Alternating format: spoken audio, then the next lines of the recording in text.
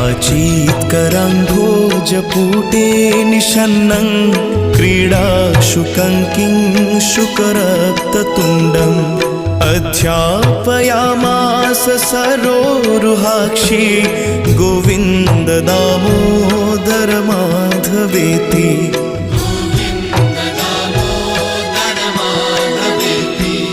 गृहे गृहे गोपवधूसमूहा प्रतीक्षणं पिञ्जरसारिकाणां